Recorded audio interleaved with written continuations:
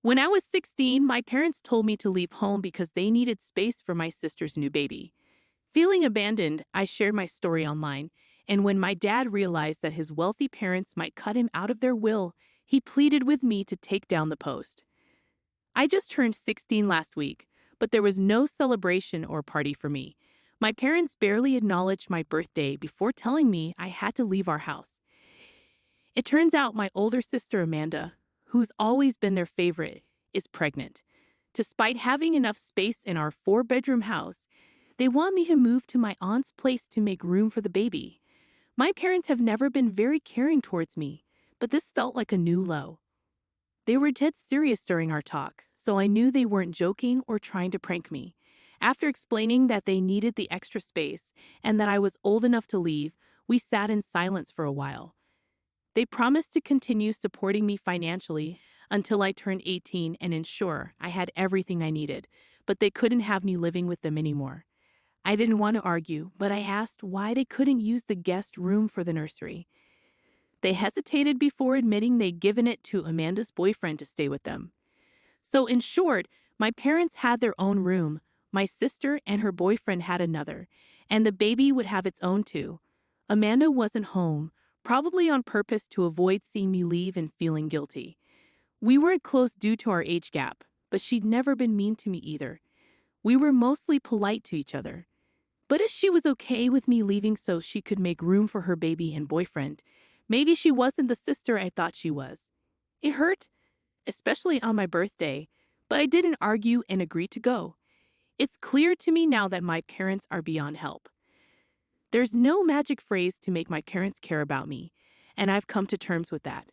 So when they said they wanted me to move in with my aunt, I quietly went to my room and started packing. They helped, but it felt more like they were hurrying me along. They drove me to my aunt's, chatting happily all the way, oblivious to my silence as I stared out the window. When we arrived, they dropped me off without a hug or kiss, then drove off. My aunt greeted me warmly, genuinely happy to see me. We talked, and eventually, I shared my disappointment with my parents' actions. Her smile vanished, replaced by concern, when I recounted the morning's events. Without a word, my aunt grabbed her phone and excused herself to make a call in the other room. It was unusually quiet for a while until I heard her raising her voice, something she rarely did. I knew someone must have really upset her to provoke such a reaction. When she returned, her face was flushed with anger, a rare sight for her gentle demeanor. She explained that it was my parents who had angered her so much. Apparently, my dad, her brother, had falsely claimed that I had suggested the living arrangement for the baby's sake and that I was perfectly content moving in with my aunt. That's why my aunt was fine with taking me in. She could see I wasn't happy living with my parents, so my suggestion didn't seem out of place to her. Dad tried to persuade her, but she's single and not planning on marriage or kids, so having me around was like having a roommate, and Dad would cover my expenses. She genuinely liked having me and thought I wanted to be there, so she agreed. But now that she knew the truth, she called Dad to confront him. It was messed up, and she wasn't going to let it slide. After the call, she was upset, and so was I. This wasn't something most kids my age dealt with. I always knew they favored my sister, but this was extreme. They had lied to my aunt to cover up their actions, knowing how terrible it was. They gave up the guest room for Amanda's boyfriend, who's in his 20s, has a job, and his own place. Amanda could have easily moved in with him, but my parents insisted she stay home to be closer to them, even if it meant sacrificing my comfort. It hurt me deeply, so I decided to go online and reveal what they had done.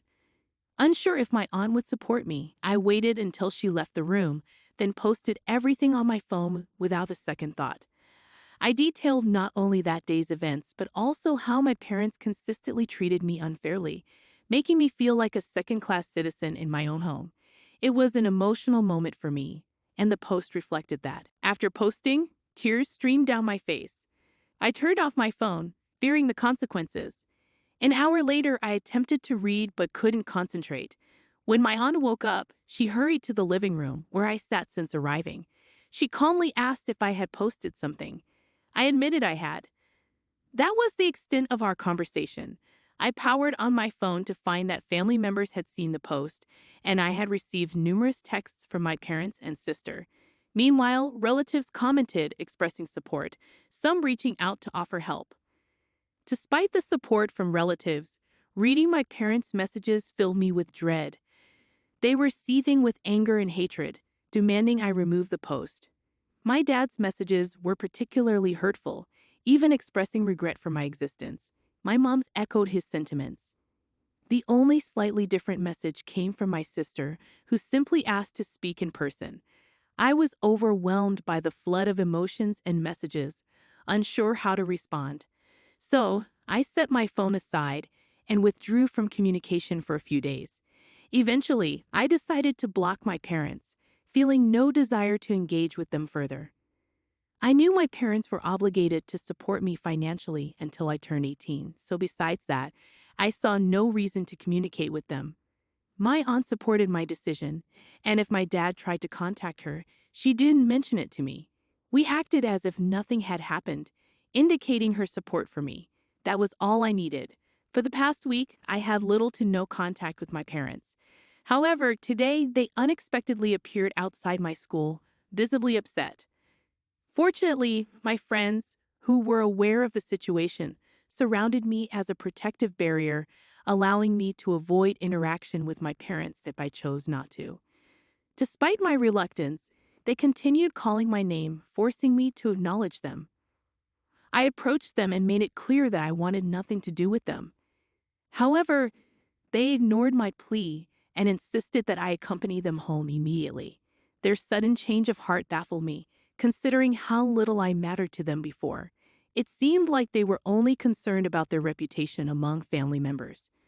Refusing to go anywhere until I understood their motives, I demanded an explanation for their behavior.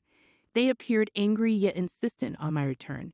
Concerned about my friends overhearing, I requested privacy to speak with them. Once my friends were out of earshot, my parents revealed the reason for their sudden appearance. They explained that they needed me to come back because I had been ignoring their calls and texts, and it was crucial for them to have me return to secure their inheritance. After my online post, word spread throughout the family, reaching my grandparents. Knowing that my paternal grandparents were quite wealthy, they threatened my dad, stating that if they didn't improve their treatment of me and reconcile, my dad would forfeit his inheritance. They were informed that if they failed to mend our relationship and ensure my well-being, my aunt, who was caring for me, would inherit instead.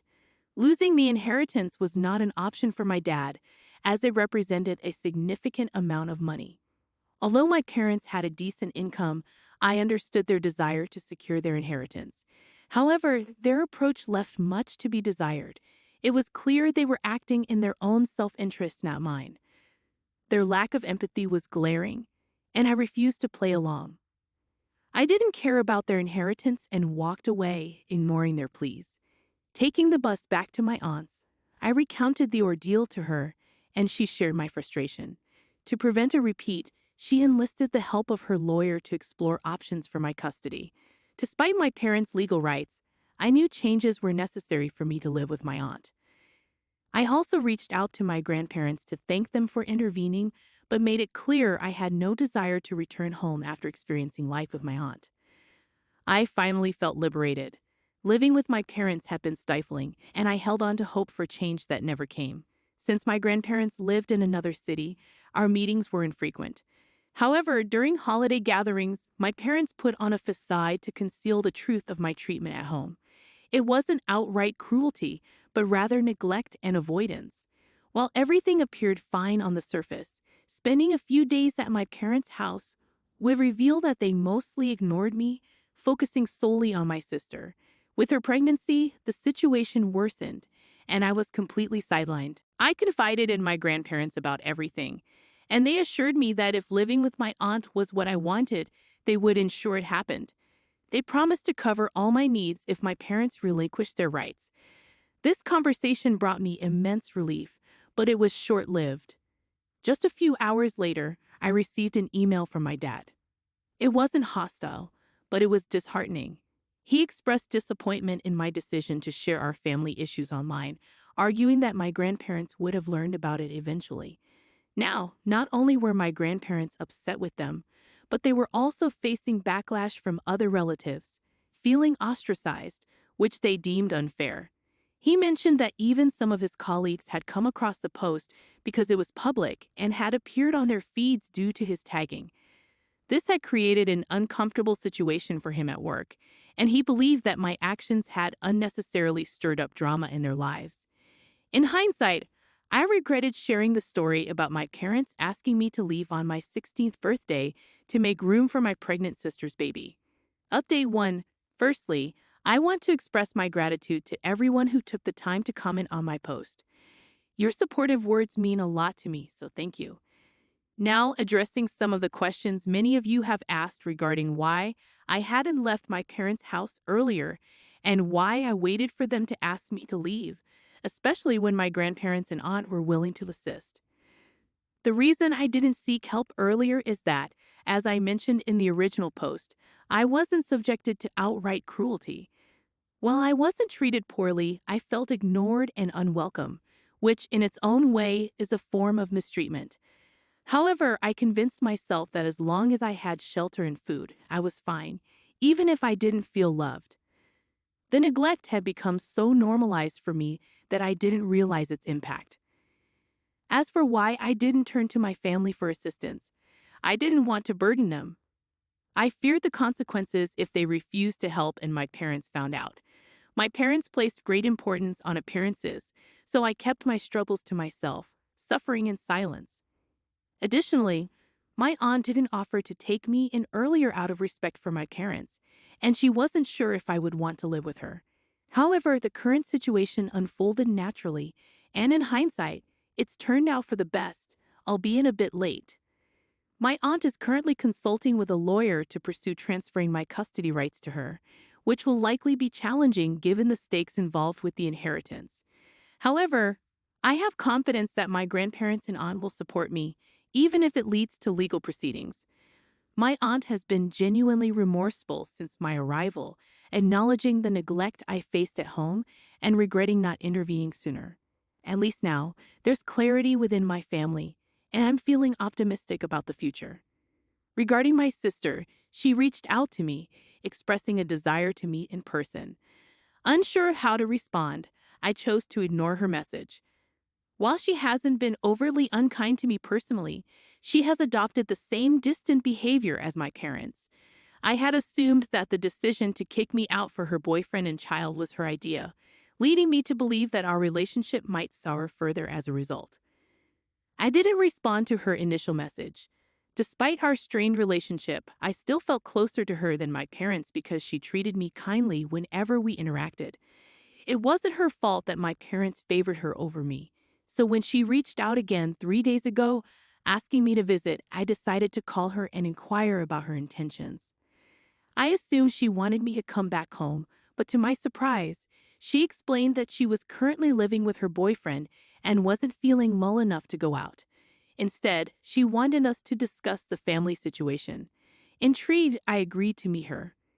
Upon arriving, she began by apologizing for never standing up for me, despite knowing our parents' biased treatment.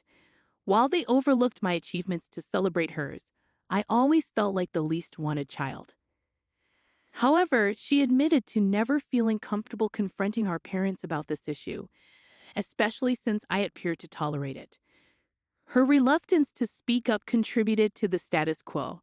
Now realizing how unfair this was, she apologized and expressed a desire for change. She also revealed that the living arrangement was a surprise to her, as our parents hadn't discussed it with her. She was shocked to learn that they had asked me to leave to make room for the new baby and her boyfriend because she had no prior knowledge of this plan. In fact, she hadn't requested any such arrangement. Her original intention was to stay with our parents until the baby was a few months old, at which point she planned to move in with her boyfriend. She had considered leaving earlier but stayed at our parents' insistence. However, after reading my post, she realized that the situation couldn't continue and decided to move out within a week. This decision led to a major confrontation with our parents, who disagreed with her choice to leave. They accused her of being ungrateful and selfish, despite the fact that she had never made any promises to them. They had simply assumed things on their own. As a result of this disagreement, they stopped speaking to each other. In the end, all the drama amounted to nothing as my parents ended up losing both of their children. At least she had the decency to apologize for her shortcomings as a sister and as a person in general, which I accepted because harboring resentment wouldn't benefit me in any way. We had a heart-to-heart conversation, and she assured me, much like my aunt did, that she would be there for me unconditionally from now on. It was a comforting reassurance.